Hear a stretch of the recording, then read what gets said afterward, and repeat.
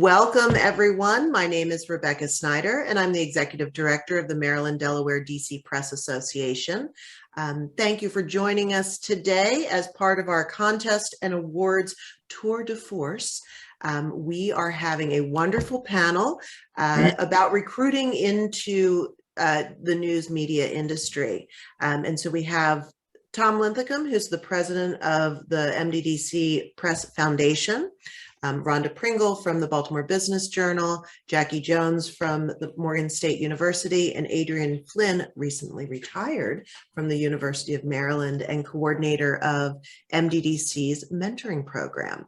So they'll talk to you about some of the trends and things that they're seeing in terms of recruiting into the industry. We do welcome your questions.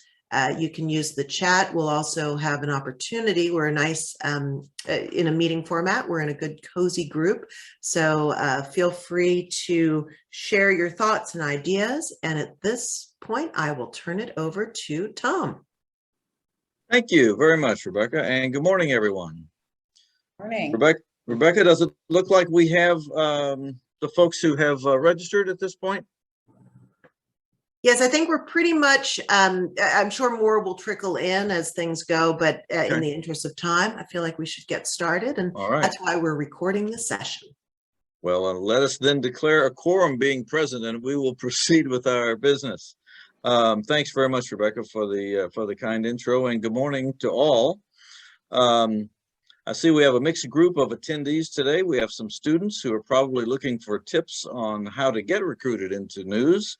And we have some editors present and a publisher, and they will be in a position where they can share their own strategies without giving out their deepest trade secrets in terms of how to recruit effectively into your news organization.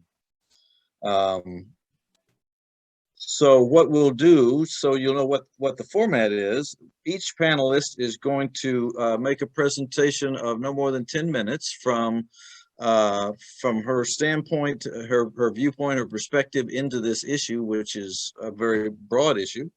And then once that's over, we will switch into Q&A, and we'll let your questions take us wherever we go. So without further ado, let's start with Adrianne Flynn. Hi, and thanks, Tom, and thanks everybody for being here. So my role as internship and career development director, as well as a long career in journalism, has put me in touch with a lot of, new people entering the business. And one thing that I've learned about millennials and post-millennials is that they don't really want to take a job just to get a job. Millennials and post-millennials really want meaningful work. They want that combination of pay, responsibility, mentoring, development, advancement, work-life control, and flexibility. And they're willing to dump the pay thing, although great pay always makes a difference for sure. But they're willing to dump that in favor of that perfect combination of all of those things. So if you're recruiting, I guess, new people to the business, wherever you are, or you want them to come to you, you're looking for that sort of magical combination of things. And so I do have a few tips that I would point out to anyone who's recruiting people into the business. Be positive. And I'm really not kidding about that. I've heard so much gloom and doom about the business. This is, they're laying people off and you can't make any money, and, newspapers are dinosaurs. And okay, there are great jobs in journalism. We've all had them. We've been paid pretty well. We've supported ourselves and, the lifestyle to which we've become accustomed. Be positive about your business. You're in this because you have a reason to be in this. And I have probably more to say on that, but talk up the good things about journalism and show interviewees what success looks like for you and in your organization. Have a really good orientation program if you want to keep people, because they need to know what it is that you do, what your values are, because millennials and post-millennials really care, again, about meaningful work. And so they want to know what you believe in that democracy dies in darkness at the Washington Post, there's a reason they stuck that on the wall. That's their core belief. And you need to share your core beliefs with the people that you want to come to your organization. Finally, I would say provide mentoring, because really, that's my mantra. Young people in the business want to learn. They want more out of their job than just a 9-to-5. So they want to grow in this business. So you need to provide guidance, whether that's artificially provided by, assigning a mentor that you think will work, or providing opportunities for mentoring to happen on its own. Although I would say that you should probably force the issue more than you should just allow it to occur. That means, brown bags, happy hours, bring in people from outside your organization to teach something for you, a friend in the business who's working with data, or somebody who's drawing maps, or a professor from a local university to teach something that that they can teach. Provide social time after work so people can get to know each other. And so some of those things can happen naturally. But there's no substitute really for just allowing, matching new employees with somebody with experience. Think about who those employees are, what they look like, what they want to do with themselves, how they see themselves in the future, and match them with somebody who has some value for them. Finally, I would say millennials and post-millennials really like to be respected in the workplace. And so they have something to share with your employees as well. So don't forget to allow them some opportunity for reverse mentoring. And what I mean by that is, these folks are digital natives. They have jumped right into this world and swam like ducks. So they have a lot to offer about social media and audience engagement and, how to do great journalism with just an iPhone in your pocket. Some people my age, although I'm fairly adept at most of those things, just don't get that. So pair your younger employees with your older employees and have them share their knowledge with them, because those generational crossovers can also make retention a more likely scenario for you. And that's kind of enough for right now that I wanted to share. I turn it back over to Tom. Thank you, Adrianne, very much. And you sprinkle some breadcrumbs that people might want to come back to in the question period. Very nicely done. Jackie Jones, the Dean of Global Journalism at Morgan State University. Good morning, everybody. It's interesting, Adrianne, you talked about wanting meaningful work and not taking a job just to have a job. And my advice to students often is be open to what's out there, because the job that may not be exactly what you want to do may lead to something that you really want. A lot of our students are interested in entertainment and culture, fashion, sports, that kind of stuff. And we had a reporter who covered the business of fashion for the Wall Street Journal come to visit. And he said before he got that job, he was covering the metals industry, which clearly didn't seem like there would be a connection. He said, but there were skills that he learned that set him up to be successful covering the business of fashion. And so, understanding materials, understanding the cost of materials, understanding sort of that whole pipeline of how stuff gets from manufacturer to the person who's going to manipulate those products into the next thing. And so at the end of the day, the very thing that looked like the last thing he wanted to do ended up being the very thing that helped him get the job that he had always wanted. So I always tell students to just kind of, wherever they are planted, make sure that they take root and flourish. You can always be transplanted to something else down the road and get closer to what you want. But if you do a good job where you are, the opportunities will begin to come your way. I also tell them when they come, and especially with freshmen, that the real world starts with college. It's no longer a dress rehearsal for opening night. When I was in school, back when dinosaurs roamed the earth, student media was enough to get you a job. If you worked on the student paper, the student radio station, that was good enough.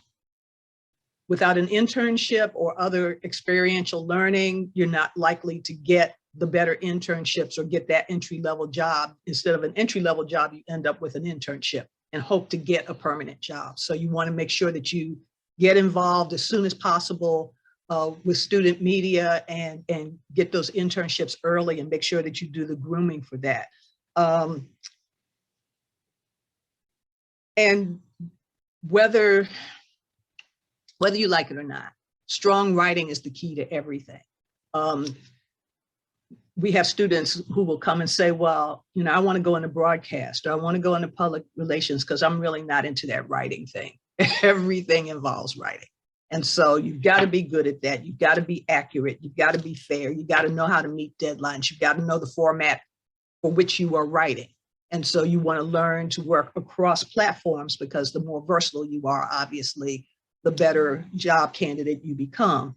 And I hear a lot of students talk about I hear a lot of students talking about avoiding certain platforms because they're old hat. So I have a granddaughter who's coming to Morgan in the fall, and she says, oh, I can't be seen on Facebook.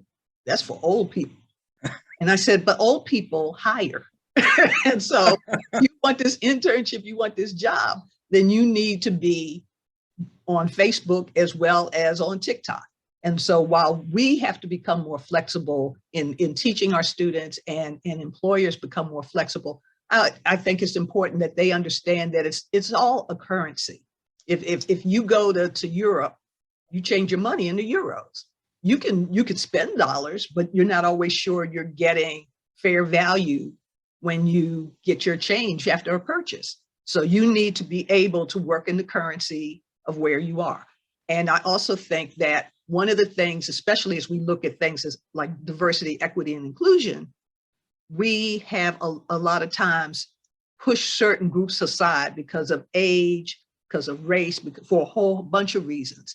And as we get more tech savvy, those who are not, or who choose not to be, are often pushed to the side. So you may not want to do Facebook. You may not want to read your email all the way to the end. You think that's an old hat. You'd rather text, don't leave a voice message, all of those things.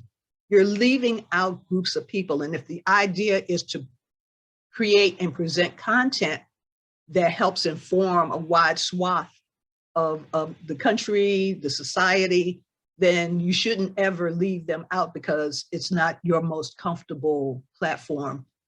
Just the same way we have to adapt to engage students, you all need to adapt to engage the audiences you want to reach. Thank you, Jackie, very much. Appreciate that. On to Rhonda Pringle, the Baltimore Business Journal publisher. Thank you, Tom. And I am happy to just have this platform to first talk about what a publisher is. I actually find that when I'm interviewing people who are just graduating, and even sometimes new reporters, I think the role of publisher is a murky one that is not often understood. And I can glean that from the questions I'm often asked during the interview process. So I want to just sort of define what the publisher role is, which is primarily overseeing the strategic growth of the business. So all areas of it, whether it's subscriber growth or revenue growth, it's making sure that the business is profitable, but also that we adhere to the mission of the organization and we serve as the brand of the organization in the community. So that's our role in a nutshell. And every now and then you have a publisher who also has the editor-in-chief hat. I do not wear that hat, and I think most publishers don't wear that hat. But certainly we are engaged on a regular basis with the newsroom and very engaged in the recruiting process, more so than I think we have been in the past. And I say that because it's really important when we're doing the recruiting and we're interviewing, that I think that anybody who is in a room with the publisher understands their role and what matters to them. It is important to have that understanding, because when we're making the decisions, we should be doing it in partnership with our editors and our managing editors. We try to bring as many people to the table as possible so that we ensure some diversity. As we're choosing to put together interviews nowadays, we don't bring anybody in for second interviews. That's so 2019. You have to move very quickly now. Nobody has the patience. So we try to make sure that we're able to bring everybody at the table on the same day. And we're actually starting to even bring some of our reporters into the room, because to your point that you were making earlier, Jackie, if you're seen as sort of old school and it's all these older people in the room, people want to come into organizations with people who there's some representation, some people who look like them. And that sometimes means if there's nobody in the executive side that looks like them, you might have to bring a reporter in the room. And sometimes it's that peer-to-peer conversation that makes people feel comfortable and can be the pendulum that swings in direction for your organization. I also recommend as you're shaking up how you do recruitment, there's certain questions we no longer ask. I would probably say lose out of your repertoire of questions. One of those things we don't ask anybody anymore is, well, what do you hope to make? What was your salary? Nobody cares what salary they made last year. Nobody. They only care what they want to make this year. So it's really about, for us, what's aspirational. Where do people see themselves? What do they want to learn? What skills? Where can you help them accomplish in this role? And then salary becomes sort of, if you could make what you wanted to make, what would it look like? What would it be? Having our potential candidates come in and talk to us about what their dream jobs are like is more important to us than it used to be. Because the old school way was, what'd you make last year? Here's what we have to offer. And it was like one-sided. Now I think we're really trying to understand better the role that we play and how it's really about what it's like dating. We both have to be happy with what the future may look like for both of us. Other things that we're looking at is culture. The publisher really plays a huge role in shaping the culture. And that for us started with our return to office policy. So our approach was that every department would create their own return to office policy. So what works for the newsroom may be different from works from your sales team or other members.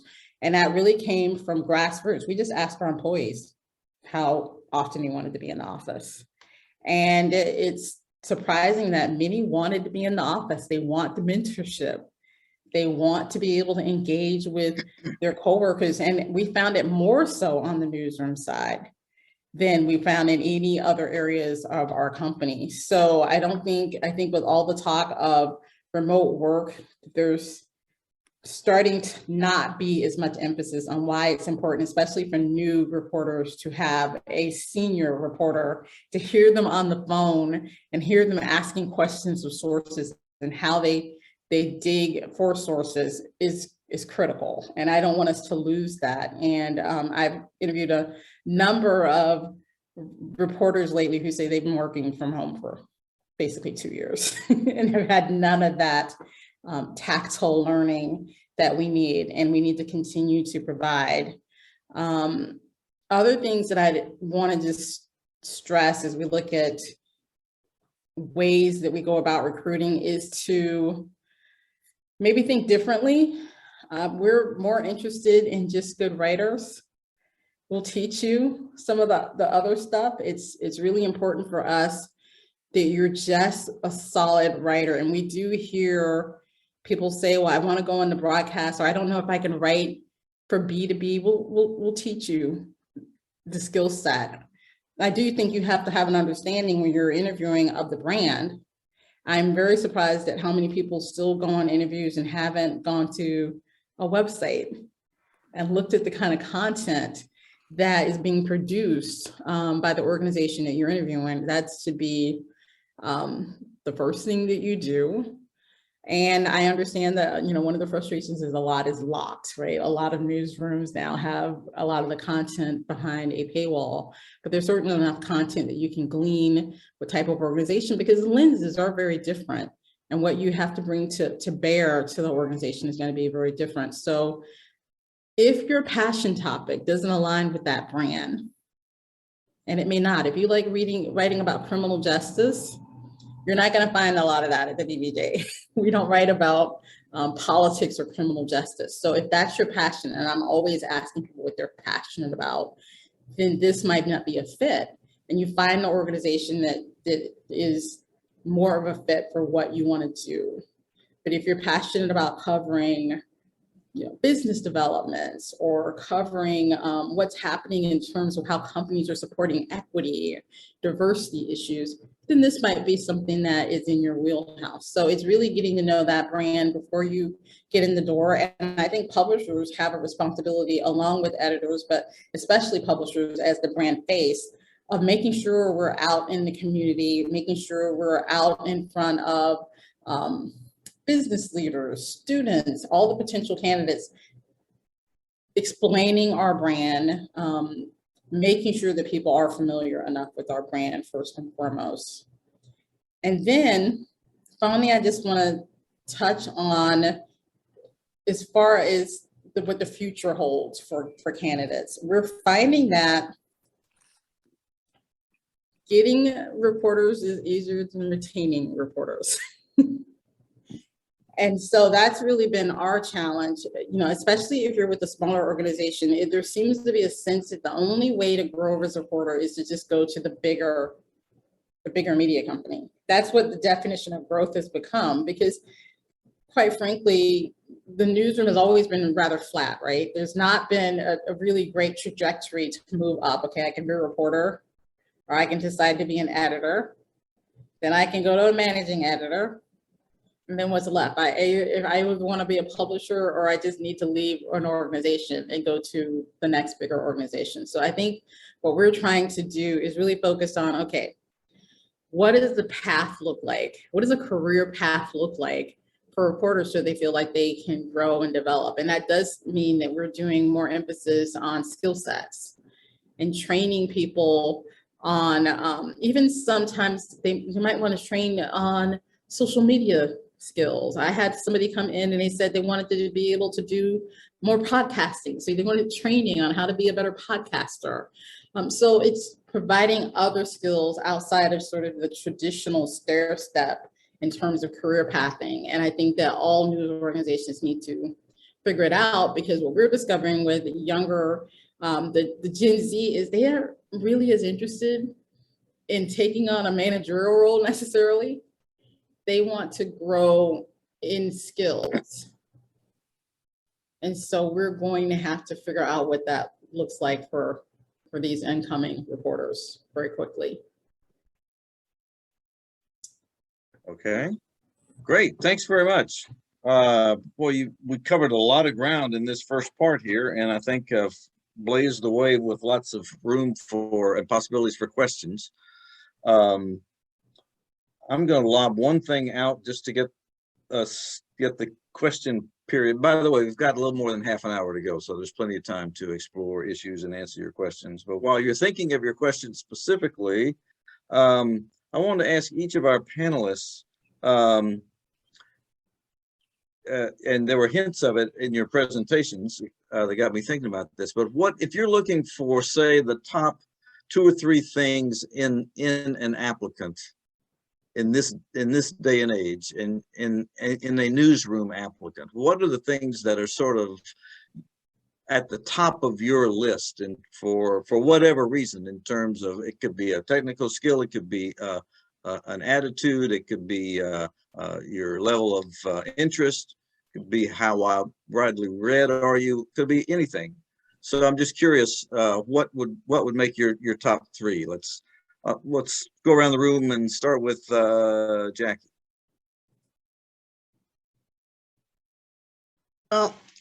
What I usually look for is a natural curiosity and a willingness to try something, and to not. A lot of our students tend to be nervous, and I tell them that sometimes you have to kind of take on a persona. I'm always stunned, and I was when I worked in the newsroom, how many reporters were actually introverts. And they Yes. go and ask people questions. And I'm like, well, how are you going to find out if you don't ask, you know? And so I would tell them to pretend they were somebody else, that they were a character, and that that character's job was to go and ask questions.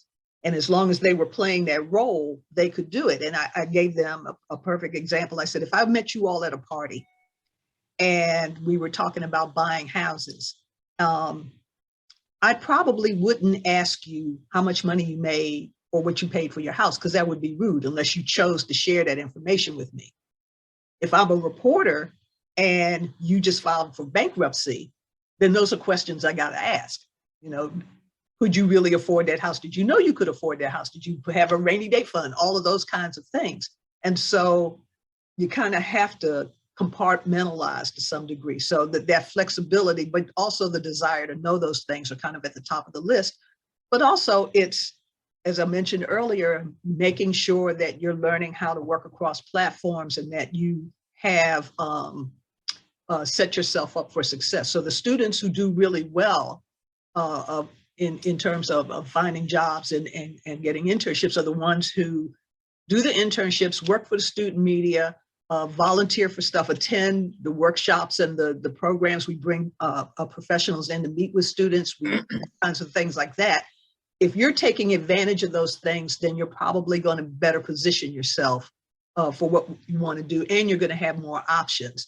The students who wait until senior year to come and they've only had one internship and they apply serially to for jobs instead of just kind of sending out multiple, you know, you find 3 or 4 places where you think you could work and you send to all of them and you wait and see, you know, kind of who comes your way is likely to be the one who's going to be more successful. So, you know, and those are the things that we just report early and often. And what employers tell me are the things that we all mentioned before: being a good writer, having had previous internships, extensive student media experience, and sort of that natural curiosity or energy to go after things. Okay, great, thanks. Well, Rhonda. So I love that answer. I would say curiosity would have been my number one answer, but I will say second is grit. Grit. I like it. Yes. You're going to get frustrated. You're going to have to call 3 or 4 times to get a quote while you're on deadline, and they're not going to get back to you on time.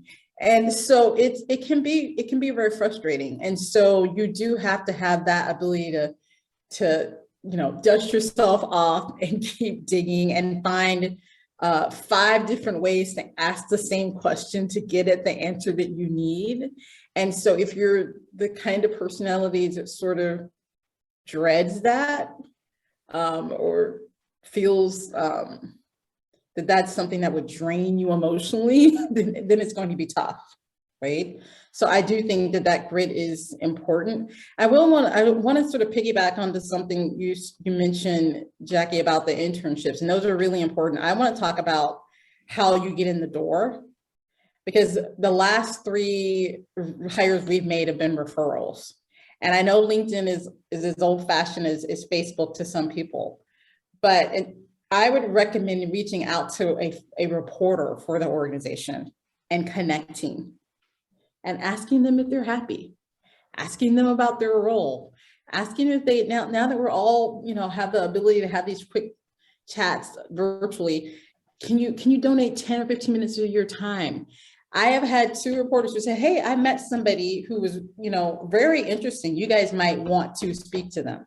If you give a great impression to that reporter, they'll kick it to the editor. Mm-hmm.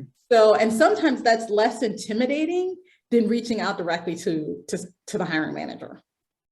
So I would just recommend that. Great tip. Thank you. Adrianne, you're batting cleanup.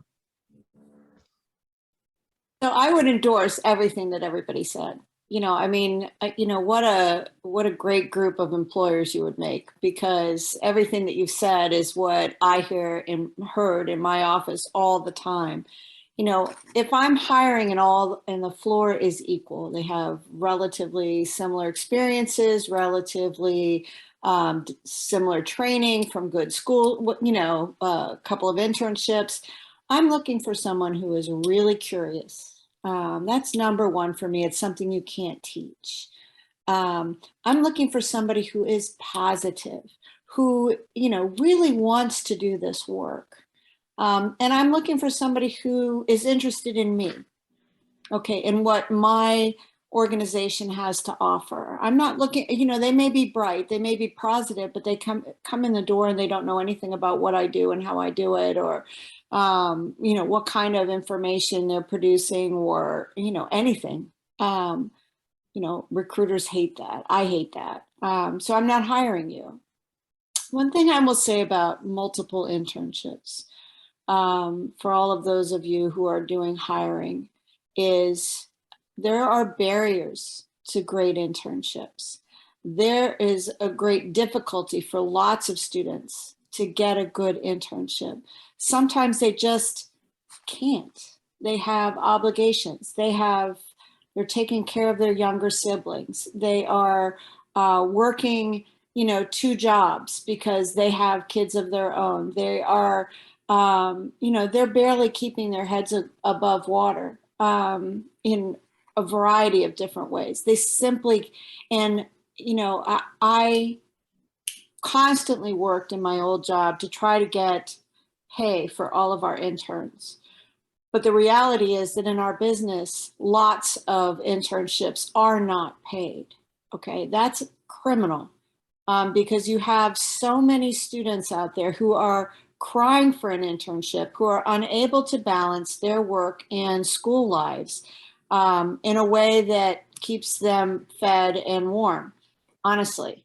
So if you find a bright, curious kid with one underwhelming internship who, you know, has worked hard at that underwhelming internship and really wants to be a go-getter, I urge you to try to overlook the fact that they have not had, you know, 20 great internships, or work for CBS, or work for NPR, or whatever that thing is that, you know, pops off the resume, because there are barriers to internships. I'm sorry, I'm just going to sermonize here a bit.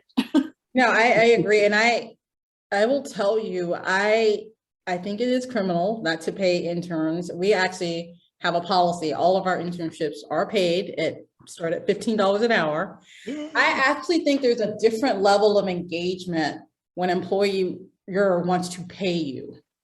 When you are unpaid, you're sort of the extra. When you are a paid employee, they will come up with different responsibilities for you. You're not going to be doing what I call grunt work when you're being paid. So I really do think it's incumbent that you search for paid opportunities as much as possible. And I do think we need to get rid of the whole concept of free interns. It's horrible. Yeah, I agree with that. The other thing we do at Morgan, we try to create a series of experiential learning opportunities for our students, so that almost everything they do at the school is something they can put in a portfolio. So every department in our school has what we call a performance center. So we have in strategic communication, we have a PR agency that has campus-wide and external clients, and students work on campaigns. They create campaigns, and they do promotion work. Our production students in multi-platform production put together mini docs and work on projects. And we have Bear TV, which, thanks to digital and social media, we can now put on YouTube. So it's not just a closed circuit station on campus. The Spokesman is a digital a newspaper now, and they also have a YouTube page, and so their work goes out beyond the campus, so they get exposure beyond that. And then we also, you know, part of my job is to go out and raise money, and what I do is take the money I raise to pay students for the summer so that they can work. If they're taking internship as a class, they're getting credit, but they're also getting paid. and then they can kind of work through. The more opportunities that we can create that pay them, the more time they can spend on campus or taking advantage of an internship, because they don't have to worry about how they're going to pay bills. And the ability to reduce that debt for our students is huge. Over 90% of the students who go to Morgan State are on some sort of financial aid. So it's a critical part of what we do. And we really, that's the thing that I really push. And I also talk to students about looking for internships that are going to give them a great summer. So like the Chautauqua Institution in upstate New York, for example, not only gives you a decent internship that pays, but they pay for housing. And you're in a beautiful part of upstate New York for the summer. And we had a young man who got his first internship there. He ended up working in Hagerstown. He ended up working in Annapolis, and now he has a job in Florida. And each site was a little bigger than the one before.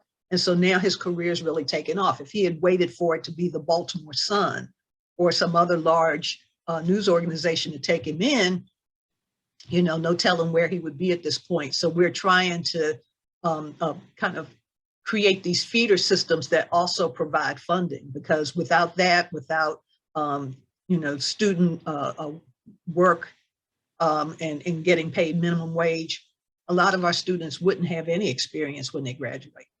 And you, I'm sorry. Well, I was just going to say, Morgan State has a partnership with Wells Fargo that really was wonderful, because Wells Fargo was actually paying companies to take interns from Morgan State. And I wish there was like 50 other companies that did that.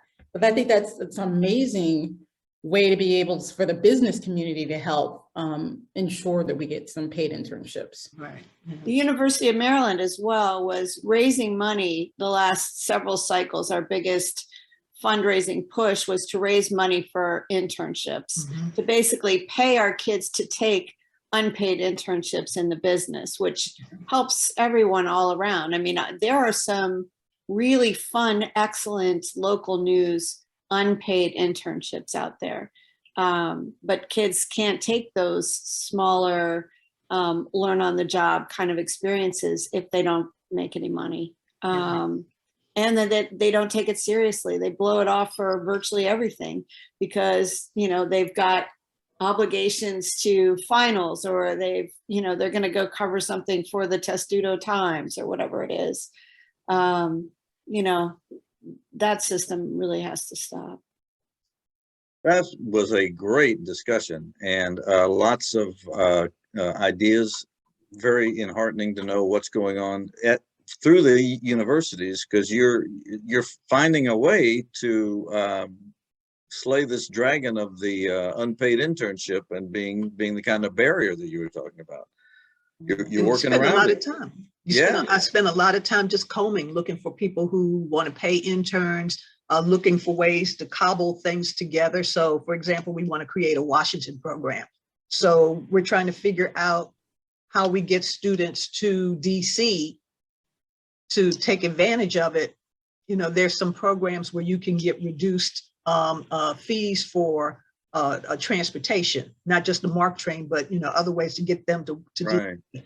Something just came across my desk the other day I haven't had a chance to really look at yet, that talked about if you have students who are going to be in Washington, there's cheap housing. So now maybe there's a way for us to support a dorm for civil students so that they could work in a Washington bureau somewhere. And we're partnering, we're in talks with a couple of different universities that have Washington bureaus, but not enough students in the bureau. So they're like, if your student comes and takes internship from us, and they can transfer the credit in, and they can get paid, and we've got somewhere for them to stay. Now we're talking, and it may take putting 2 or 3 pieces together to make that happen, but it's worth it because A, they get the kind of experience they need, but also they get paid for it, and that just takes a load off.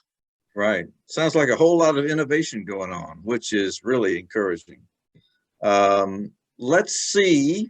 I want to be sure we leave time for audience questions too. So, Rebecca, do we have any questions, or does anyone want to just jump in with a question? I don't have any questions in the chat. And I want to also, while people are formulating their questions, if they do have questions, I wanted just to give a plug for MDDC's internship program. Like Rhonda said, you know, it is not good business sense. It's not appropriate to ask people consistently to work for free. We believe strongly that we need to pay our interns, and MDDC has hosted a paid internship program for the summer cycle for, gosh, I think it's now coming on 15, maybe 18 years. And this year we have 12 students from a variety of schools, and they are all interning in MDDC member newsrooms. And sort of getting back to how you retain students and early in career journalists, and even, you know, more mature journalists, having creating a culture where everyone is valued and people look like the people you want to retain is really important. And that's one of the reasons we've kind of put our chits in the box of working with a mentoring program, which Adrianne is administering for us. So I guess that's my really long-winded intro to ask Adrianne more about what you think works in a mentoring program. I know Rhonda talked about, you know, how you mentor, but each of you have a really different perspective on what makes mentoring or supporting journalists in the newsroom work in terms of retaining that talent. So, first of all, I'm a huge fan of the MDDC internship program. I mean, I know so many students, some of whom I recruited into this mentoring gig, who have passed through the MDDC internship program to go on to fabulous careers.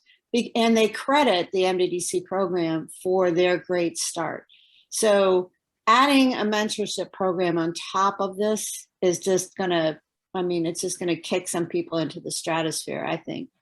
But the mentorship program. So mentoring is a two-way street, which is what I think most mentoring programs really don't get. You have to have give and take on both sides. There has to be great communication. And there has to be something that they can each give each other. There has to be agency involved. And, you can build agency in by allowing people to select their mentors, for example, from a group of individuals who have volunteered for this opportunity, because that gives them agency to step in rather than assigning somebody, you will be their mentor. That doesn't necessarily work. Again, I mentioned creating opportunities for mentoring to happen naturally. Okay, that's, you have to create some social engagement time for people that allows them to learn, allows them to see each other, and allows them to interact. You need to shake things up a little bit. Put people in things that are slightly outside their comfort zone to allow them to work and ask questions of people that know how to do that better than they do. You need to provide opportunities to get together. Mentoring doesn't just happen. So if you're creating a mentorship program from scratch, you're looking for somebody. So there's all these, software tools out there that will do the matching for you. You plug in all this demographic and other information of the people that you have available to mentor, and then you plug in all your new hires information, and wham, bam, thank you, ma'am, everything happens, and the software program takes over, and it creates these meetings. And but you can do that without a software program. You can have somebody put people together, have some brown bag lunches for them, put people in the same room to discuss things, kick them a little bit outside their comfort zone, get them, it's about opportunity, two-way communication, and agency. And then finally, you need to creatively give them something to talk about. So if you're creating this mentorship program, you want people to review each other's work. you want your mentor to provide their work to show their mentee what can be accomplished. You want them to review your mentee's work so they can make suggestions and not just be critical, but to say when good work is happening and what could be done that would elevate it to the next level. Mentors are not just critics or judges or whatever. Mentors should be cheerleaders. They should be positive. That's how you retain employees, by being positive about what they're doing and providing opportunities for growth. Yeah. Does that kind of do what you wanted, Rebecca? Or? Absolutely. And I know, Rhonda, you had mentioned you had a mentoring program, or that you try and connect mentors, maybe not in such a formal way as Adrianne's discussing, but do you have any things that work for you? And then we do have a question from the audience as well. Yes, so we do have a buddy system where we pair new employees with another more seasoned reporter.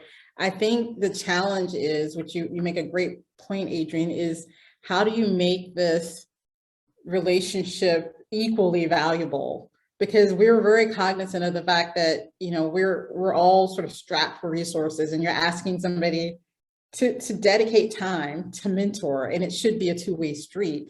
So we're always looking for ways to, for example, give that mentor a little money to take the mentee out to lunch or to do something fun with it. But you're going to have to make it feel like it's not just a task that you give to somebody, like, here's your buddy, you're responsible.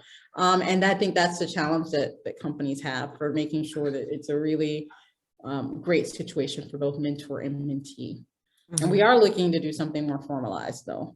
So one of the companies I worked for used to had a box at Wright State University. And, Wright State, it was fun to go to the publisher's box. Okay, so one of the perks of being in the mentorship program is you got to use the publisher's tickets to the Wright State University box, where you could have waiters come and bring you food, and you got to watch a basketball game without crowding people out for tickets or whatever. We do that at the University of Maryland for our professorial new hires. You get to go to a game where you don't have to beat people up for tickets. Those little things that you already have and are using to recruit, advertisers or whatever, you can also use to provide perks for mentors and mentees. A weeknight after work ball game is kind of a great little perk to do, or, as you said, provide some money for lunch. That two-way street thing. Have your mentee teach your mentors something. What did they learn in school? They're fresh out of school, or they're new to this world, but they have knowledge that they bring to the table that maybe, or they're looking at things with fresh eyes. So don't discount that. So allow them to share their knowledge. Have them put together a presentation about what they've found since they've been there on your publication or your website or whatever, what engages them and what doesn't. It can be as simple as that to make it a two-way street. Those are all terrific ideas. And we do hope that the mentoring program Adrianne's helping us stand up can be used as best practices and expand in the region in subsequent years. I wanted to reach back to the chat. Ebony has a question. Specifically, Rhonda, you were talking about knowing the organization you potentially want to work for and asking questions. And so Ebony's asking, what are the questions you would recommend asking an employer? What are the things that you wish people ask you, but they just don't? I wish they asked me questions like, what's my vision for the company? What are our top priorities? As a publisher, I've never been asked this question. I'm surprised. How do I work with my newsroom? Because it actually, how the publisher works with the newsroom will tell you a lot about the culture of the organization. And yet I've never had anybody ask me that question. I think, help asking even questions about our mission. Simple things. What is your mission? Because it's different for us than it might be for the son. So I think those are the questions that sort of stand out. Mm-hmm. And those feel like questions that are not necessarily transactional about like, well, you know, how much vacation do I get and what's that? But it's more into those questions of fit that kind of get to the values of what a job seeker is looking for in an organization and what you're trying to relay. Does anyone else have questions or excuse me, thoughts about either what new hires should be asking during an interview or tips about retaining and mentoring? Well, I'll give an example of a question they shouldn't be asking because I used to get this question a fair amount when I was the executive editor of the Daily Record for 6 years and would go to job fairs. And that's not exactly a national publication. I realized I didn't expect a high level, although higher at the University of Maryland, perhaps, knowledge. But a question I got more than I ever believed I would get was, well, how often does your newspaper come out? And my answer would be, I would pick up a copy of it and I would say, well, now, is there anything on that front page that might be a hint? And then, oh, they get real embarrassed and everything. But it was illustrative of how asking a bad question can hurt you because obviously that people who are going to ask that did no research at all on our organization or anything about it.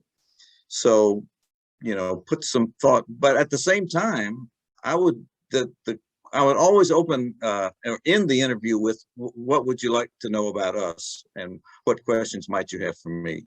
And those questions were often the ones who asked the best questions were often people that we took more seriously for as job applicants.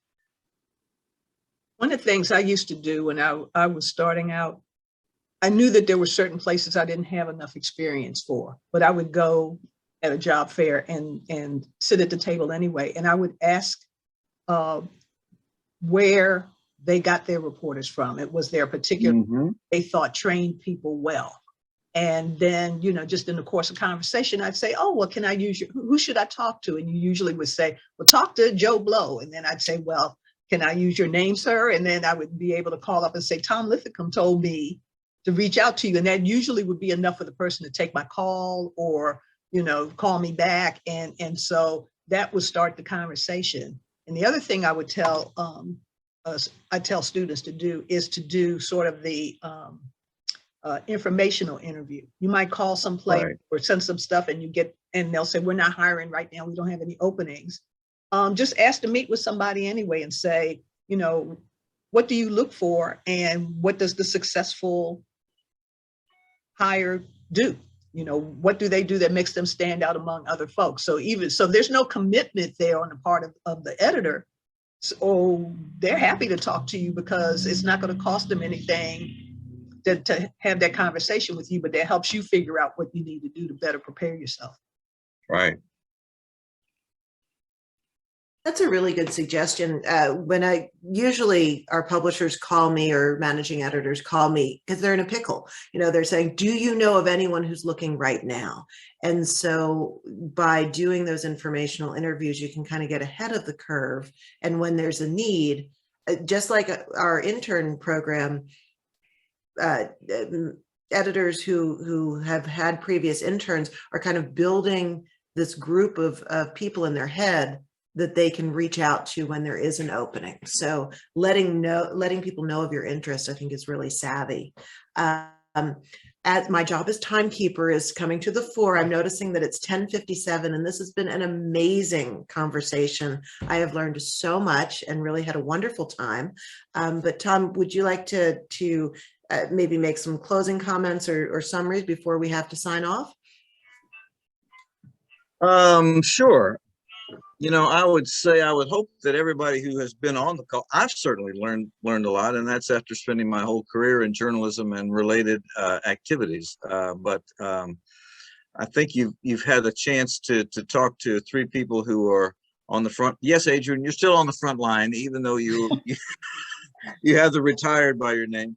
On the front lines of what's happening here. It's been a great insight into the values that are changing to some extent and that are important in our profession. And I think it's been a very good example too about how fast things are changing and the approaches that we're taking, such as what Jackie was talking about, and that Maryland paying students to do an unpaid internship. Suddenly, what's wrong with that paradigm? Let's make it a paid internship. Who says we can't do this? You are doing it, and you can doing it, and you are increasing the opportunities for your students in the process of doing that. And I guess the last small hint I would offer is that there are certainly barriers still, despite all the good work that's being done to some of these internships. But a question that I always found helpful, didn't always, I learned it, but was simply to say, what did this person do with the opportunity they had? Yes, they weren't at the New York Times. Yes, it was an unpaid internship. Yes, they worked full-time doing this, and this was a part-time job or whatever. But what did they do? Number one, why did they put themselves in that position where they were going to work like 60 hours a week because they wanted this journalism experience? And what work did they produce? And there were some really compelling stories and examples that came out of that in my experience over the years that would vault someone to a higher level than if you had just looked at them on paper and said, oh, well, they worked at the Poughkeepsie Journal for 3 weeks and it was unpaid and whatever. So what's big with that? To me, the more important question became, yeah, but what did they do in those 3 weeks or 6 weeks or whatever? What did they get published? Did they get paid as a freelancer even? Which would happen sometimes. The paper would be so impressed they would say, well, here's one way we can pay you out of the freelance budget. So I just found that to be helpful over the years. So Rebecca? Well, I just wanted to thank you. I just wanted to offer that to Rhonda, Adrianne, and Jackie. Any closing remarks or thoughts as we wind up? Just to tell students to ask. You know, if you don't know something, don't worry about whether somebody thinks you're smart. You're not going to get any smarter if you don't have any answers. That's a great point. Well said. Well, and I would just quickly say, you know, if you want to stand out in a job pool as a student or a new hire, you know, anything that you can do that goes just a little above and beyond the basic, you know, job search is going to get you in the door, because honestly, job seekers don't really spend that much time invested in trying to make an impression. You know, show up personally, be prepared, know what, you know, this place does. Have researched their employees. Where are they from? Do they share any attributes with you in terms of the school that you went to, or the, you know, a place that you worked, or a city that you lived in, or anything that you can use as a touchstone in an interview with these people? You know, I had one kid recently who I was advising who went to a part-time job at a museum. He really wanted to work for a museum. He's a history major. It's part-time. It's with the Babe Ruth Museum in Baltimore. He's from Rockville, which is all the way across town. I told him to show up with his resume and ask for the job. He got the job the next day. It was just a part-time job, but he really wanted it. So, I mean, you know, anything you can do to just elevate yourself a little bit above the rest of the pool is going to really get you in the door. Great. Very true. And Rhonda, you want to bring us home? Well, I will tell you, I know we've been talking about a lot of internships with media companies, but God, I just love people who work for their college newspapers. Oh, me For too. the last 3 and best hires we've made worked at their newspaper. So try to get something published. Try to work there. It gives you such a good foundation for for what you'll be doing that, yeah, as soon as we see that, we're like, okay, pick up a phone. Well, and you know, that's a really good point, and I'll just leave it with this. When we did a survey of hiring editors in our membership a couple years ago, the 3 most important things that they needed to kind of take a chance on someone or to know to make the hire was the published clips, you know, the quality of the clips. So the writing has to be there 100%.